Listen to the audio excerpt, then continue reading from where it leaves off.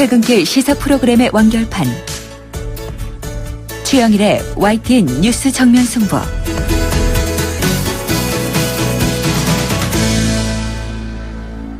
YTN 뉴스 FM 뉴스 정면 승부 2부 시작하겠습니다. 계속해서 이 보도국 국제부를 연결해서 나라 밖 소식을 알아보죠. 이 황보선 기자 연결돼 있습니다. 나와 계세요. 네, 안녕하십니까. 네, 안녕하세요. 첫 번째 소식은 이게 재밌는 토픽이군요. 몸집은 세계에서 가장 큰데 헬기처럼 가볍게 공중을 떠다닐 수 있는 첨단 기술의 비행체가 첫 비행에 성공했다. 이게 어떤 내용입니까? 네, 이게 100m 가까운 길이의 거대한 비행체라고 합니다. 네. 영국에서 개발됐고 이름이 에어랜더 10입니다. 그 뒷모양 때문에 하늘을 나는 엉덩이라는 별칭도 갖고 있는데요. 이 비행체는 비행기, 헬리콥터 그리고 비행선 제조 기술이 모두 합쳐진 겁니다. 네. 그 별도의 활주로가 필요가 없고 육지는 물론이고 수상이나 얼음 위에도 착륙할 수 있습니다. 최대 시속은 좀 느립니다. 비행기치고는 좀 느린 편이죠. 148km고 그다음에 지상 5km까지 떠오를 수 있고요. 그리고 한 번 뜨면은 무려 2주 동안 쉬지 않고 비행할 수가 있습니다. 또 오랜 시간 헬기처럼 한 곳에 머무는 것도 가능하다고 합니다. 기존 항공기보다 연료는 적게 들면서 최대 10톤까지 더 많은 짐을 옮길 수 있다는 게 가장 큰 장점이고, 이 정찰 등 군사 목적으로 고안됐는데 재난 지역 긴급 구호나 화물 운송 등 활용 범위가 넓습니다. 또 제조업체는 오는 2020년까지 적재량을 50톤으로 늘린 더 큰 비행체를 만들 계획입니다. 그렇군요. 이게 안전하기만 하면 앞으로 쓰일 곳이 많을 텐데 한번 지켜봐야 될 것 같습니다. 네. 자, 이 브라질 올림픽으로 가보죠. 이게 이상한 소식이 하나 들어와 있어요. 예. 브라질 경찰이 미국의 수영 선수들을 억류하고 있다. 이게 왜 그런 건가요? 네, 그 무장 강도를 당했다는 미국 수영 선수들이 거짓말을 했을 수도 있다는 이유로 출국을 당국에서 막았습니다. 네. 그 현지 경찰은 공항에서 비행기에 탄 미국 수영 선수 잭 콩거 그리고 군나르 벤츠의 귀국형을 막았습니다. 이번 출국 금지는 브라질 법원이 강도 피해를 봤다는 미국 수영 선수들의 거짓말 가능성을 제기하면서 라이언 록티와 제임스 페이건에게 출금 명령을 내린 지 얼마 지나지 않아서 또 나온 일입니다. 앞서 브라질 법원은 감시 카메라를 분석한 결과 록티와 페이건이 선수촌에 도착한 이후의 행동이 강도를 당한 것으로 보기 어렵다고 지적하면서 거짓말일 가능성을 언급했습니다. 이 감시 카메라에는 두 선수가 서로 장난을 치면서 그 선수촌에 들어가는 등 무장 강도를 당해서 신체적, 정신적으로 충격을 받은 피해자로 볼 수 없다고 담당 판사가 설명했습니다. 브라질 법에는 범죄를 거짓 신고하면 6개월의 구금과 벌금형을 선고할 수 있도록 규정하고 있습니다. 앞서 록티와 페이건 등 미국 수영 선수 4명은 지난 14일 오전에 프랑스 대표팀의 환대 행사에 참석했다가 선수촌으로 돌아가던 길에 총기를 든 괴한에게 강도를 당했다고 신고했습니다. 네, 지켜봐야겠군요. 자, 영국 주재 북한 대사관의 태영호 공사가 자녀의 앞날을 위해 기순을 택했다. 이런 관측이 나왔죠? 네, 차남의 명문대 진학을 앞두고 임기가 끝나서 북한으로 돌아가야 하는 것이 탈북에 이번에 상당한 영향을 미쳤다는 분석이 나오고 있습니다. 영국의 언론들은 성장기를 모두 서구에서 보낸 태영호 공사의 이남 일녀를 소개했는데, 특히 가디언지는 19살 차남에 대해서 집중 조명했습니다. 이 차남은 SNS를 즐겨 쓰고 농구를 좋아하는 평범한 10대 소년, 이름이 금혁군인데요. 학교에서는 최고 성적을 받는 수재였다고 합니다. 또 영국의 대학 수학 능력 시험을 치렀고 이달 중에 결과가 나면은 명문대학으로 꼽히는 임페리얼 칼리지 런던에 입학할 예정이었다고 이 신문은 전했습니다. 하지만 태공사의 임기가 거의 끝나면서 학업을 이어갈 수 없는 상황이 됐고, 이 때문에 태공사가 북한행 대신에 탈북을 감행했을 수 있다는 겁니다. 그러면서 이 한국까지 어떻게 왔는지는 어떻게 알 수 없지만은 영국 비밀정보국의 도움을 받았을 수 있다고 이렇게 추정을 했습니다. 텔레그래프와 BBC도 태공사의 장남이 영국 해머스미스 병원에서 공중보건 학위를 받았다고 전했습니다. 이렇게 서구 문화에 젖어 있는 자녀들이 북한으로 돌아가면 적응이 쉬워 보이지 않아서 탈북했다는 것이 영국 언론들의 분석입니다. 또 이 본국에 계속되는 핵실험 등 도발에 따른 국제사회의 제재가 북한 외교 공간들을 더욱 곤경에 빠뜨린 것도 태공사의 가족의 귀순에 영향을 준 것으로 보인다고 텔레그래프는 전했습니다. 네, 앞으로 뭐 계속 이런 일이 벌어질 것 같은데 지켜봐야 될 것 같고요. 또 뭐 아베 일본 총리가 쿠바를 방문한다는 소식도 있는데 오늘은 네. 여기까지 듣겠습니다. 오늘 소식 네. 고맙습니다. 네. 지금까지 YTN 국제부의 황보선 기자였습니다.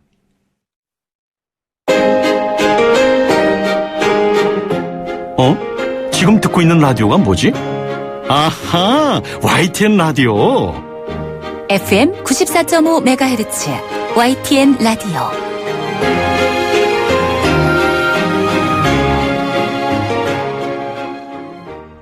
네, 지난 9일에 선출이 됐으니까요. 새누리당 이정현 대표 취임 열흘째를 맞았습니다. 그동안 이정현 대표의 리더십에 대한 평가 엇갈리는데요. 기존 형식과 관행을 깬 행보에 대해선 긍정적인 평가가 나오는 반면에 대통령과 청와대와의 관계 설정 등에서는 한계를 드러내고 있다. 이런 지적도 있습니다. 새누리당 사선 중진이시죠. 정우택 의원 연결해서 평가와 과제, 그밖에 정치 현안에 대한 의견 듣는 시간 갖습니다. 정 의원님 나와 계십니까? 네, 안녕하십니까? 네, 안녕하세요. 네. 자, 이정현 대표 취임 오늘로 열흘째인데요. 평가가 엇갈리고 있어요. 의원님은 어떻게 보십니까? 네, 뭐 10일 만에 평가를 한다는 것은 네. 일르고요. 뭐 예전에 정치 예의상으로는 또 뭐 한의문 기간이 있어서 네, 그 네. 기간 동안에 뭐 평가하는 것은 좀 우리 금기시 해왔지만 아마 관심이 많은 것 같아요. 언론이나 시민들도 이런 파격 행보에 대해서 아까 말씀하신 대로 좀 찬반이 좀 있는 것 같습니다. 네. 하지만 지금 제가 생각할 때는 하여튼 호남 출신의 당대표로서 좀 많은 기대를 갖고 있는 것은 사실인 것 같아요. 네. 근데 다만 이제 행보에서 조금 과하게 행동하는 모습이 좀 보이는 것 같아요. 제 눈에도. 네. 그래서 조금 들떠있는 모습으로 보여서는 아하. 안 된다. 이런 말씀을 제가 좀 드리고 싶고요. 네. 예를 들면 그 최고위원회에서 최고위원들의 공개 발언을 네, 못하게 네. 한다든지 또 대통령과 갔다 와서 우리 그 브리핑을 할 때 대개 대변인들이 브리핑을 했거든요. 네네. 근데 직접 브리핑을 한 것에 대해서도 역시 예전에 그 홍보수석 할 때 그 네. 모습을 못 버리지 않았냐.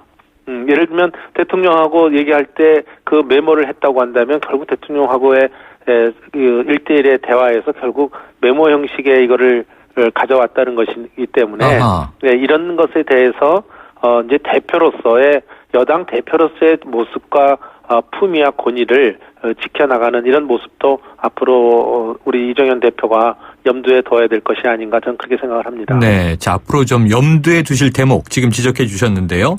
자, 의원님 야당은 뭐 빼고서 차치하고서라도요. 이 당내 비박계에서도 우려의 목소리가 좀 나오는 것 같습니다. 워낙 이 대통령 측근 출신이다. 이건 뭐 어쩔 수 없으니까. 근데 이 한계를 어떻게 극복할 것인가. 이 부분의 걱정이 아무래도 큰 거겠죠? 네. 지금 많은 분들이 관심을 갖고 있는 것이 당청 간의 관계가 아니겠습니까? 네.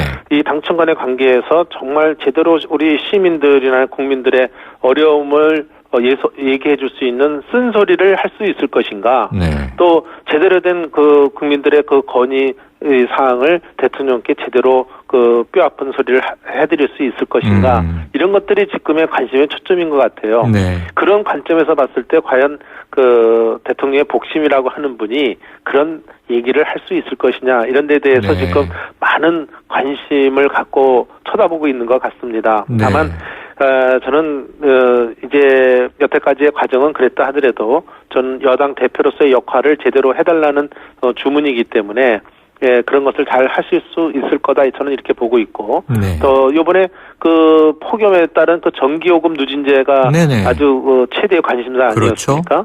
그래서 이번에 이것도 그 대통령의 건의가 이루어져서 이번에 여러 가지 그 당정 간의 협의가 이루어지고 있는 이런 과정을 볼 때 앞으로 당 대표가 국민들의 비판과 어려움을 가감없이 청와대에 소통할 때 이런 그 청와대 측근 출신이라는 한계를 벗어날 수 있을 것이다. 저는 이렇게 생각을 합니다. 네. 자, 그런데요. 어제 이정현 대표 취임하고서 처음으로 이 중진 의원들과 만나는 자리가 있었죠? 네. 참석률이 왜 저조했을까요?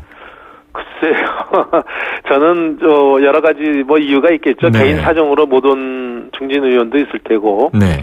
이렇지만 저는 일단 이렇게 생각합니다. 우리 새 대표가 그동안 비대위 체제에서 뽑혔는데, 예, 새 대표와의 첫 번째 어떤 중진 의원 간의 상견례이기 때문에, 네.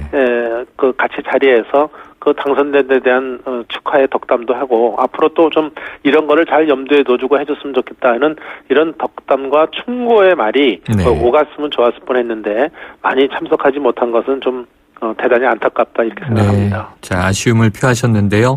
이 최근에 이 개각 문제 있지 않았습니까? 네. 그런데 이정현 대표가 이 탕평 인사를 제안했었잖아요. 네. 그런데 워낙 소폭이기도 했지만 그게 반영된 흔적이 없다 보니까 네. 이 일각에서는 박근혜 대통령이 이 당대표를 여전히 비서로 상대하는 거 아니냐 또 이런 지적도 나와요. 어떻게 보셨습니까? 아마 이런 지적은 이정현 대표도 굉장히 뼈아픈 지적이다 이렇게 생각이 될 겁니다. 네. 예, 물론 그 당 대표가 그 건의를 드렸다고 해서 대통령께서 그대로 다 받아야 되는 건 아니겠죠. 네네. 또 대통령이 보시는 국정 운영에 어떤 관점이 있어서 다 이번에 당대표가 요구하는 사항을 못 받아들여질 수도 있었다. 이렇게 저는 판단을 합니다. 네. 다만 이 개각에 대해서 제가 그래도 이렇게 건의를 드렸는데 대통령께서 안 받아주신 데 대해서 좀 안타깝다든지 또 다음 개각에서는 기대를 하는지 이렇게 하면 좋은데 이 개각이 굉장히 잘된 모양으로 혼자서 얘기를 하는 거. 네. 예를 들면 지금 다른 언론에서는 이번 개각이 그렇게 썩 잘 된 네, 것으로는 맞습니다. 평가하지 않고 있거든요. 네. 근데 당대표 혼자서 이것이 쇄신 개각이라고 이런 표현을 하는 것은 저는 조금 말이 네. 너무 앞서서는 안 된다. 이렇게 저는 생각을 합니다. 그렇군요. 자,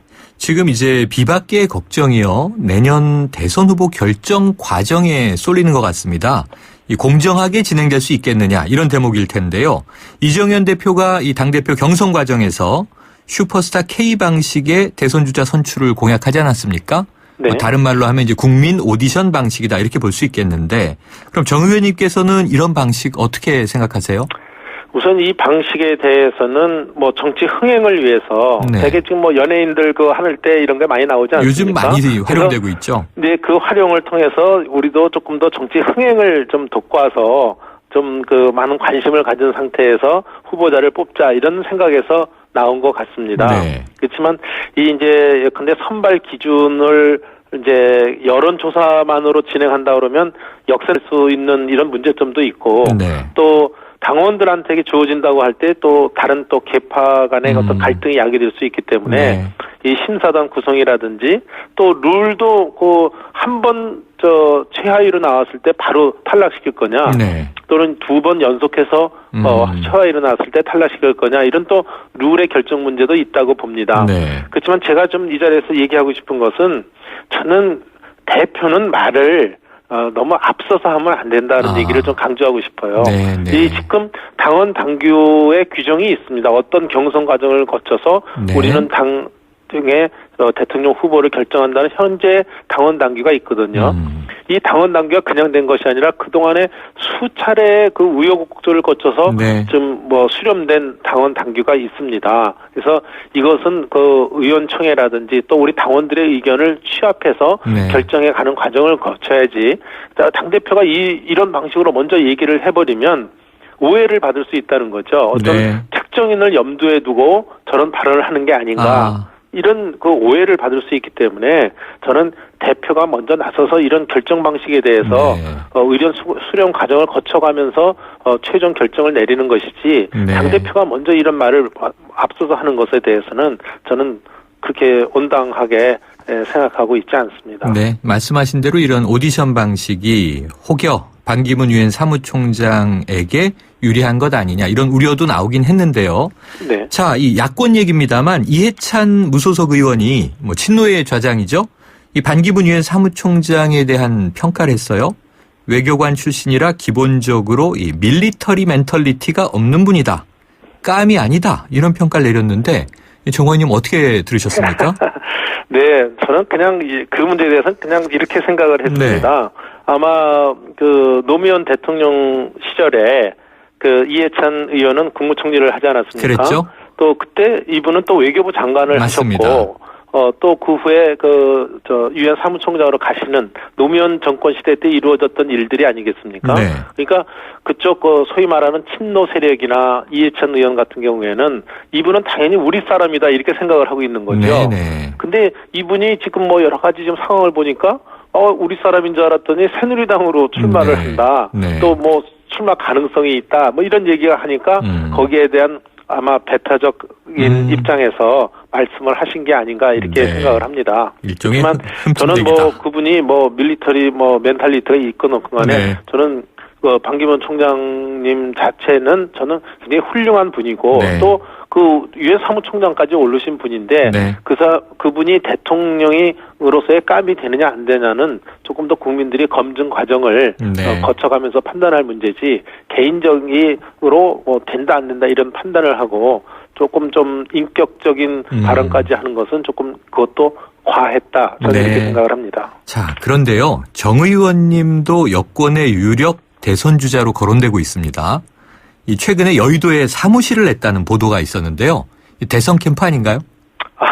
그건 대선 캠프라기보다는 제가 여러 가지 정책과 조언을 듣기 위해서 여의도에 조그만 사무실을 낸 것은 사실입니다. 근데 다만 제가 그동안 이제 행정과 정치만을 해온 사람으로서 그동안 국회에서의 경험이라든지 제가 장관을 지낸 중앙정부의 경험이라든지 또 도지사를 지낸 또 지방정부의 경험 이런 것들이 지금 총체적 난국에 접해 있는 우리 대한민국에 어떻게 접목해 나가면서 또 국정 운영에 제가 그동안 쌓은 경험과 식견을 녹여낼 수 있는지 이런 것들을 여러 가지 검토하고 있는 것은 사실입니다. 네. 자, 앞으로 좀 지켜봐야 되겠네요. 네. 자, 이재호 전 의원이요. 이 늘 푸른 한국당이라는 이름으로 중도 신당 창당 준비에 박차를 가하고 있습니다. 대선 후보도 내겠다고 얘기를 했고요. 누구나 다 대화할 수 있다 이런 얘기도 했는데 지금 새누리당과 관련해서 정계 개편의 이 어떤 여지가 될 수 있습니까? 지금 여러 가지 새누리당까지의 정계 개편까지는 모르겠습니다만 이 새로운 당이 만들어지면 또 그에 맞는 또 수요가 생기는 것도 사실입니다. 네. 그래서 저는 지금 정계 개편에 대해서는 막연한 가능성에 대해서는 부인하진 않습니다. 그것이 지금 당장에 이루어진 게 아니고 내년에 들어가서도 여러 가지 가능성은 존재한다고 이렇게 보지만 저는 이재호 의원께서 전 의원께서 만든 요번에 늘 푸른 한국당이라고 하고 내년 1월에 뭐 창당대회를 한다 이렇게 얘기를 하고 있지 않습니까? 그렇지만 어저께까지 그러니까 뭐 엊그저께까지 우리 당의 중진이었던 분이 갑자기 나가서 좀 뜬금없다 그럴까요? 네. 이런 중도 신당을 창당한다는 것은 조금 저는 이해하기 좀 어렵다 이런 말씀으로 좀 대답을 그렇군요. 가름하겠습니다. 네. 자, 현안 관련 여쭤볼게요. 지금 의원님께서 산자위 소속이시죠? 네. 자, 최근에 가장 좀 이 뜨거운 이슈가 되고 있는 전기요금 누진제 문제. 좀 어떻게 해야 된다고 보세요? 이건 요번에 당연히 어떤 누진제 개편을 통해서 우리 국민들 폭염에 시달리는데 네. 좀 시원한 청량제 역할로 뭔가는 이것을 매듭을 풀어가는 것이 저는 정치라고 봅니다. 네. 그렇기 때문에 저는 이 가족용 전기요금 누진제 문제는 사실 어제 오늘의 문제가 아니거든요. 네. 그리고 누진율도 보면 최대 11배에서 12배, 11.7배나 되는 이 주택요금 누진제는 네. 누가 보든지 이거는 너무 과한 또 누진제다 이렇게 판단을 하고 있는 것이 지금 또 시민과 또 최근에 대통령께서의 언급을 통해서 네. 지금 정부도 확실하게 인식을 하고 있는 것 같습니다. 네. 그래서 이번에 주택용 누진제에 대해서 손을 댈 때 저는 이번에 전기요금 체계도 좀 전반적으로 검토를 해야 된다 이렇게 보고 있고요. 네. 특히 저도 요번에 대표 발의했습니다마는 우리 학생들도 교육용 전기요금이 적어도 농사용 요금보다는 높지 않게 책정이 돼서 네. 얼음 교실이라든지 또는 찜통 교실이라는 이런 말이 좀 나오지 않도록 네. 어린 학생들이 좀 마음껏 학교에서 공부하는 분위기를 만들어주는 것도 네. 요번에 같이 좀 논의돼야 되지 않을까 이렇게 보고 있습니다. 네, 지금 국회가 여야 이 서별관 회의 청문회 증인 채택 문제 때문에 난항이에요. 예결특위 보이콧도 지금 막 나오고 있고 그런데요. 자, 결국 야당 주장은요. 안종범 전 이 청와대 경제수석, 최경환 전 경제부총리, 홍기택 전 사는회장 핵심 증인 아니냐 나와야 한다 이런 입장인데 어떻게 보십니까? 사실은 저는 야당의 주장도 일리가 있다고 봅니다. 네. 근데 요번에 이 서별관 청문회 이것은 우리 조선 해운업 부실화의 원인과 그 책임 규명을 그렇죠. 하기 위한 청문회 아니겠습니까? 네네. 근데 이게 상임위원회가 지금 두 군데에서 벌어집니다. 네. 그래서 오는 23일부터는 기획재정위원회에서 23일과 24일 열리고 네. 또 정무위원회라는 데에서는 24일과 25일 두 군데 네. 이렇게 두 곳에서 열리는데 이 두 곳에 다 그 책임한 전 네, 부총리라든지 안종범 경제 실장이라든지 이런 네. 분들이 다 두 곳에 다 출석을 요구하고 있거든요. 저는 적어도 이렇게 하니까 이제 오해를 사는 거죠. 네네. 이 박근혜 정부 흠집내기라든지 또는 어떤 개인을 갖다 망신 주기 아니냐 이렇게 하는데 네. 저는 적어도 한 곳으로 단일화시켜서 출석을 요구하면 네. 그것은 그래도 누가 보든지 그건 타당성이 있다 저는 그렇게 봅니다. 네, 알겠습니다. 아까 개각 관련인데요. 끝으로 현재도 계속 문제가 지속되고 있는데 이 우병우 민정수석 문제 어떻게 좀 결론 지어져야 된다고 보세요? 네, 지금 결론은 지금 또 이것도 여야 간에 대치가 돼 있죠. 네네. 그래서 야당에서는 지금 시행하고 있는 특별감찰관 그거 그만두고 네. 특별검사제로 전환해야 된다 이렇게 주장을 하고 있지 않습니까? 네. 그래서 저는 이 문제에 대해서는 지금 특별감찰관 제도가 시행된 것이 2014년 6월부터 시행이 됐고 네. 이번에 처음 적용을 받는 것이 이번에 우병우 수석 아니겠습니까? 그렇죠. 그래서 이번에 이 문제가 제기된 가장 근본 원인은 특별감찰관의 어떤 감찰 내용을 갖다 SNS에다가 유출했다. 이런 네네. 것이 SNS를 통해서 입수됐다고 어느 언론사가 보도하지 않았습니까? 맞습니다. 그래서 이런 유출 의혹에 대해서 문제가 제기됐기 때문에 다시 여야 간의 쟁점이 됐는데 네. 저는 야당에서 주장하는 이 특검에 앞서서 정말 특별감찰관이 정말 유출했는지 이 진상조사가 우선이 돼야 된다고 이렇게 네. 생각을 하고 있고요. 이런 사실관계에 대한 진상조사 없이 특검을 먼저 하자. 지금 하고 있는 특별감찰관제를 갑자기 그만두고 또 특검을 하자. 이것은 전 야당의 전형적인 정치 공세다 네, 이렇게 보고 정치 있습니다. 공세다. 내일쯤 감찰 결과가 나온다고 하니까 지켜봐야겠습니다. 네, 그 오늘 결과에 따라서 네. 판단해야 된다 이렇게 보고 있습니다. 네, 오늘 의원님 다양한 의견 말씀 감사합니다. 네, 고맙습니다. 지금까지 새누리당 정우택 의원이었습니다. 아유, 세 단계 종이 또 걸렸어? 정말 제본 하나 하려다가 미치겠네. 내가 진작 현대오피스로 바꾸라니까. 오늘 다 날 셀 거야. 이제 스트레스 받지 마세요. 사무기기 전문기업 현대오피스가 책임지겠습니다. 사무기기의 올바른 기준. 현대오피스. 안녕하세요. 임시완입니다. 시원한 폭포 소리가 들리세요? 있는 그대로의 자연스러움을 간직한 폭포처럼 맑고 깨끗한 칠성 사이다가 우리 곁에 있습니다. 변함없이 맑고 깨끗한 칠성 사이다. 좌우가 같네 좌우가 같아 2588 요즘 회식 많으시죠? 회식 끝나고 내가 호랑나비 춤을 춘다 싶으면 운전대 붙잡지 말고 꼭 대리운전을 부르세요. 2588 소연이가 부탁드린답니다. 좌우로 정렬 2588 안전운전 2588. 새 고속도로가 용인의 중심을 바꿔왔습니다. 그렇다면 말입니다. 서울 세종고속도로 개통 후 용인의 중심은 어디가 될까요? 신용인시대 미래가치가 내 안에. 단지 앞 예정된 유치원, 초중고교가 내 안에. 고림지구 양우 내 안에 에듀퍼스트. 8월 분양 예정 1670-1881 양우건설. 잇몸이요. 괜찮다가 피곤하면 또 들뜨고. 그래서 전 인사돌 플러스 시작했어요. 염증에 좋은 생약성분을 더해서 차이가 느껴지는 거죠. 너무 편해졌어요. 홍은희 씨도 잇몸이 좋아졌습니다. 붓고 시리고 피날 때 인사돌 플러스. 인사돌 플러스. 어쩜 이렇게 좋아지죠? 편안해진 잇몸의 차이를 느껴보세요. 소리가 좀 울리지. 내가 살아서 당신 장까지 왔거든. 내가 누구냐고? 당신이 아까 마신 닥터캡슐! 더 강력해진 프로바이오틱스 비엘로포라고 하지. 자, 얘들아! 프로바이오틱스 비엘로포가 당신의 건강을 지킨다. 지켜주니까 프로텍트. 닥터캡슐! 프로텍트. 더 넥스트 스파크 한국자동차산업협회 기준 2016 상반기 경차 판매 1위. 감사의 마음으로 준비한 혜택. 스파크를 구매하는 선착순 5,000분께 100만 원 할인. 지금은 스파크 전성시대. 60개월 할부 이용 조건. 이자율 4.9%. 할부원금 500만 원 이상. 8월 31일까지 홈페이지 참조. Chevrolet. Find new roads. 네, 2부는 여기까지입니다. 7시 뉴스 듣고 3부로 돌아오겠습니다.